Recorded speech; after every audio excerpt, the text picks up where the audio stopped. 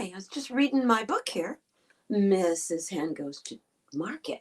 Keep wanting to call it Mrs. Hen Goes to Town because I guess I assumed that Market was in town, but as you all know, that's not necessarily the truth. This book I found in a stack, I was on a file of books in a little store when I was out of town just last week. And I said, that book, it's got the makings of something in it that my friends would really like. And I opened it up, and I will admit it's a little tattered and torn, and that's not unlike some of us here. So I said to myself, I am going to just read it and see what happens. And oh, it's very special. I think you're going to like it. No, I know you're going to like it. Mrs. Hen, like many of us, has got some problems. I don't know about you or when you are watching this program here on the Mentor Project, but I sometimes when I get up in the morning, especially where I live, it's a rainy day, and I say to myself, maybe I'll pull my covers over my head, and I'll just stay here for a little while, and then I remember the things I have to do. So I set about doing them. I think that's our friend Mrs. Hen's problem too. It was written by a man named Godfrey Lynn. He wrote another little book about a kitty, and it was illustrated quite wonderfully by Elizabeth Webb. So what I'm going to do first, of course, is to tell you a little about how you can include yourself in our story for today, Mrs. Hen Goes to Market, written in 1949, published in 1949, actually. So what I'm going to do is show you, first of all, I'd like you to meet the character who will be playing Mrs. Hen for today. Here she is. This actually is Mrs. Goose's baby, but I brought her along today and asked her if she could play the part of Mrs. Hen. She said, "Oogie." She's a finger puppet, and she has everything that our Mrs. Hen looks a little bit like her. Okay, so I'm going to use her. I'll set her right down here so she can keep an eye on you. Let's keep her 2 eyes on you. Can you sit up straight there? Good job. Nice going. Puppet playing Mrs. Hen. So also in our story today, we will hear some cheeping.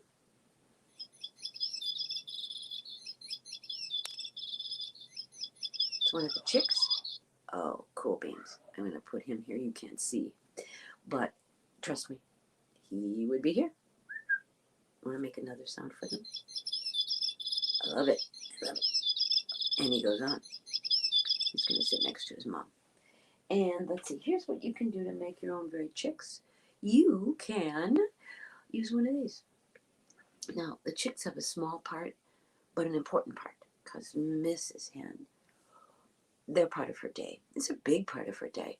So you can make a chick out of one of these. Chirp, chirp, chirp. And it doesn't have a beak. So if this ball belongs to you, and if it doesn't, please do not do this. You can actually cut a bit of a beak for her. Let's see if I can do this exactly right. I need a little bit of an indent. Yes, that could do it. So if you push it forward like that, she's got a beak. Chirp, chirp, chirp. You like the other chirp better, don't you? Yeah, so do I. So a little ball, and you can make a mouth and make the cheep sound all by yourself.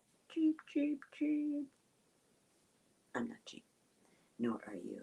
So, well, this is something else I used to love to do when I was a kid, and that is make pom-poms. So, if you've got a yarn, give you a little bit of, just a little. I'll make a little one for you so that you can simulate this. The cool part about all of this is you can take something that's already been knit, and if it's old and tattered, which would make a wonderful old and tattered, and you just take a hunk of it. So as I said, I'm going to make just a little one so you get the idea. Put your hand out like this. I'm going to use 4 fingers. My thumb is the holder, start holder like that. And I just twist it around until I get to the end of what I'm doing. I'm going to twist and twist and twirl and spin you a yarn. I don't know how that got to be a word about stories, but the word yarn is also another word you can use for spinning a tale, spinning a yarn, different kind of yarn. Then I'm going to slowly and carefully take the yarn off of my fingers, pinch it together like that, reach down and get another piece of yarn from my yarn ball. Why do I need that? I need it to stay together. Otherwise, I will have a big pile of yarn. And I'm going to put it down. I'm not going to put it down. I'm going to try to do this in the air. So what I'm doing is I'm tying it in the middle like that. Looks like kind of a piece of toffee. Delicious. But don't eat this yarn. And I'm going to tie it really tight. And just so, again, it doesn't fall over, I'll show you what I'm doing. Tie a knot. All right, so here they are. This is my bunch of yarn. And there you have it. But it's not a pom-pom yet. So pom-pom makes a little fluffy ball. So I'm going to go back to all those loops that I made. I'm going to cut them open like that. And when I am done, you'll see, you're going to say, I can do that. So all you need to do is spin a yarn around your hand, tell yourself a story while you're doing it, and you've got it. So, okay, now we're going to fluff it up. There. I don't know about you, but I think that looks like a little chick. Chirp, chirp. It would look really, really good if I had an eyeball for it. So I'm just going to pretend right over there. It's a little eyeball. And then I have this extra, which I could use to tie up my eyeball. What would be a good eyeball? Oh, I know. I'm going to tie a bow. And the bow would have almost look like two eyes. So if you happen to be listening to the story and not watching it, you can go back to the Mentor Project and look for it under podcasts when it gets put up, as you can with all of our programs that are podcasts. So what do you think this would say? Let's see if I can combine this.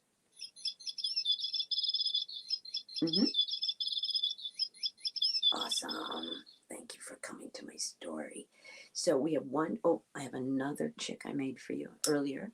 And that is, we found this, went shopping with my grand girl, and we bought, do you love this? This is a yarn and a half at least. Eventually I'll make something out of it, but I thought, wow, this would be so great to do. What I'm going to do, so I made for you to show you a yarn ball like that, a pom-pom. But what I didn't do was I didn't cut the ends. And this is one big, soft, cuddly yarn ball, who can also cheep as long as we've got one of these. So how many babes, chicks do we have? We have one chick, the noisy one chick, and we've got this fuzzball here, who could be Mrs. Hen's 3 chicks. She has 3 chicks. Mrs. Hen has one other thing as well, and that is, although they never say in our story, Mrs. Chick has a husband, I think, or maybe they're just close partners. He is a rooster. So I was going to make a rooster puppet for you with a comb, because roosters all have combs, but I didn't have a comb. I did have this really cute brush that I also found in the same trip that I found our story about Mrs. Hen Goes to Market. So this comb brush, it's small enough brush to be like a comb, is going to play the part of the rooster. And what does a rooster say? A rooster says, cock-a-doodle-doo. And that's how it's going to go for us. Let me see, I need to find something for us here. Okay, all right, here we go. We are going to find our story. Ready? Oh, great. Rooster, cock-a-doodle-doo. Mrs. Hen, her chicks,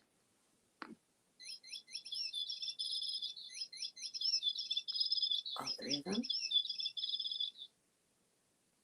So, let me just start the story. I think you're gonna, would you like to tell the story with me? Would you like to be in the story? Awesome. Would you like to be in the book? Oh, no, I don't mean that literally, Mrs. Hen.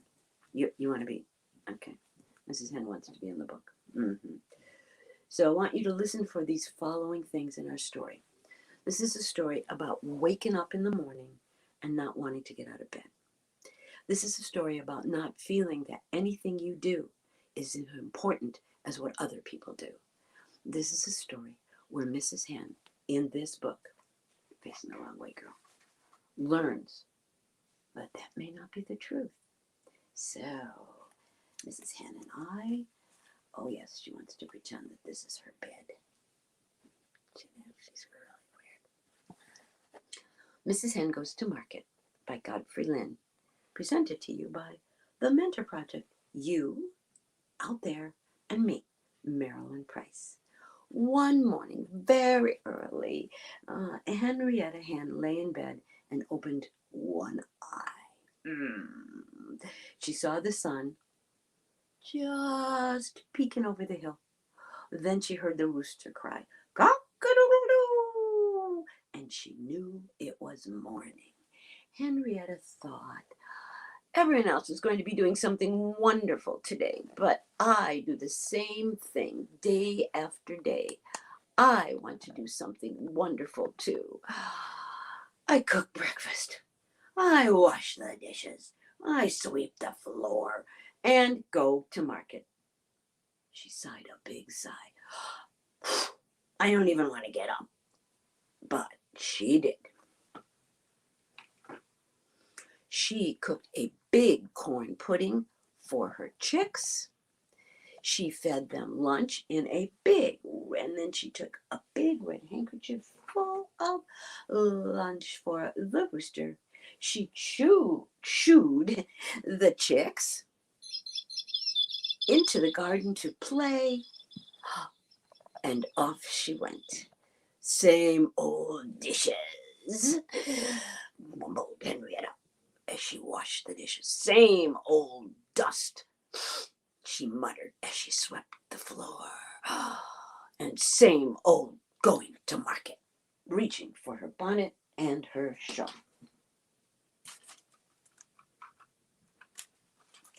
She picked up her pocketbook and her shopping bag and her umbrella, think it might rain, and trudged down the road to the market. There she bought some beautiful red apples for apple pie. And on the way home, Henrietta was still grumbling. Nothing ever happens to me. When a raindrop splashed on her nose, and the wind started to blow. And there overhead was a big black cloud. Henrietta opened her umbrella right up because she didn't like to get wet. Who does? No sooner had she opened it than a strong gust of wind swooped under it. She was so busy trying to hold on to the umbrella and the pocketbook and the shopping bag at the same time and keep her tail feathers dry, she didn't notice that her feet had left the ground. And then she looked down and she saw that the wind was carrying her up, up, up into the air. She gasped, there goes my pocketbook. The pocketbook landed with a plop in Mrs. Duck's yard. It's raining pennies, quack, quack, cried Mrs. Duck. And there go my beautiful red apples, said Henrietta. The red apples fell all around Mrs. Goose below. Honk, honk, it's raining apples, honked Mrs. Goose. Meanwhile, Henrietta was being lifted higher and higher and higher into the sky, but she was getting used to it. She even decided it was fun to ride along in the wind. She was just thinking about enjoying the sights when swoosh, her umbrella flew inside out. In an instant, she was dropping like an arrow towards the earth below. She saw trees getting nearer and nearer, and in her fright, she started to flap her wings. Harder and harder. I'm flying! I'm flying! I'm a bird, and this is wonderful. I shall fly, fly all over town. And she did. She flew over the apple orchard, and over the river, and over the cabbage patch, and she just missed it. church steeple. Things look different from up here, she thought. After a while, her wings began to get tired, and she began to think about going home. Henrietta's children were still playing in the garden when her shadow crossed the grass. They all looked up. "It's a hawk," cried one. "It's an eagle," cried another. "It's Mama," cried the third. Henrietta landed in the pansy bed. Her feathers were all ruffled. Her shawl was all twisted, and her bonnet was hanging around her neck, but there was a happy look on her face. "I never would have thought about flying," said Henrietta. Henrietta doesn't mind getting up in the morning anymore. She bounces out of bed, clucking a jolly little song. "Good morning, good morning, great way to start the day." And that's the truth. Thank you, Henrietta, for showing us how to change your day and your life around with a little bit of attitude. I'm so glad you, Henrietta Hen, came to the party today, and I'm really glad that all of you up there came as well. And this is what I have to remind you. Have a chirpy good day. Have the kind of day that you want to have every day. And if you're down and you think that you are not wonderful, you can change that, because you are in charge of you. But in charge of me, I need to thank not only the Mentor Project for allowing us to come to your space today, but my dear friends Aiden Weinberger and Jimmy Jacob and Tina Parker and Debbie Heiser, and two wonderful organizations called the Tri-Braining Foundation and the Kaufman Family Foundation for helping support this work. If you have a chance and you just need one little finger to click on the Mentor Project page, go to podcasts and follow along with us and have a chirpy good day. And that, of course, my good friends, is the end for now.